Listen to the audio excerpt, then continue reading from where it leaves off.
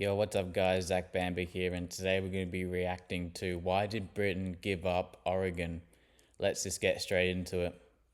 Oregon, Washington and Idaho, as you'll probably know, are not a part of Canada. They were admitted as states to the USA in the latter half of the 19th century, despite being claimed by the British, the Russians and also the Spanish for centuries before this. Russia and Spain didn't press their claims for very long, which left only the British, who in 1846 agreed to cede these lands to the United States in return for exactly nothing. Which raises the obvious question, why? Why did Britain hand over this land to the United States? So to begin, after the Americans politely asked the British to stop running their country, the two had to find a way to get along. Westward expansion by both led to both claiming the same lands on the Pacific coast. And after the War of 1812 was concluded, both sides wanted to settle their territorial disputes to prevent a future war. This led to the 1818 agreement, in which Britain agreed to cede these lands to the United States in return for the US handing these to Britain along the 49th parallel. The hope in Washington was that this line would continue all the way to the Pacific Ocean. However, Britain refused because it didn't want to lose access to the Columbia River, which it used for exports. As such, it was agreed that Britain and the United States would consolidate both of their claims and place them under joint rule. The Americans called this land the Oregon Country, whereas the British called it the Columbia Territory. This created some problems.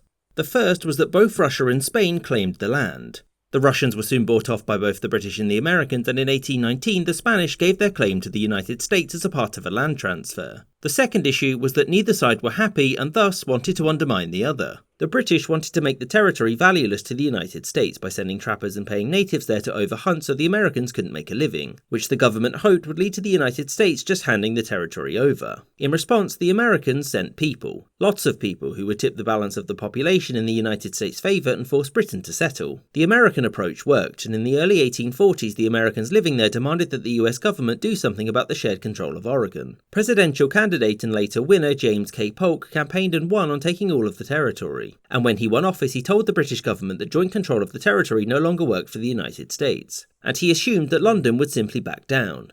Instead, the Royal Navy was mustered, and so soon after, the American government asked that the British government should simply just make them an offer. And the British basically gave in to all of America's demands, and mostly gave them what they'd asked for in 1818. Now, this wasn't an easy decision for Britain to make, and there were many there who believed that the United States was bluffing. As negotiations were ongoing, war broke out between the United States and its southern neighbour. And for some in Britain, this presented an opportunity. Two-front wars are not very fun, and so there were some that wanted to make greater demands of the United States in return for not aiding Mexico. Prime Minister Peel, however, didn't want war, and he was simply interested in dealing with all of Britain's foreign policy squabbles. This was so he could focus on repealing the Corn Laws at home and allowing the free import of food into the UK, particularly Ireland. Peel and his colleagues knew that doing this would be the end of their political careers, and so they used this as leverage to get Polk to accept Britain's offer, since if the Americans pushed for too much land, they'd just have to renegotiate with whoever followed Peel. As such, Britain agreed to cede all of this to the United States, barring Vancouver Island. For the British government of the time, handing over territory of little economic value in return for peace with a major trading partner so that more pressing concerns could be dealt with seemed obvious. Whereas for the United States, the land that they gained was arable, which was ultimately what they wanted, and there was little to be gained from pushing all the way north to the border of Russian America, since it's not like they had any interests there.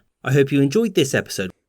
Well, I thought that was pretty interesting. Let me know in the comments what more you want to see, and yeah, hope you guys enjoyed, and I'll see you guys later.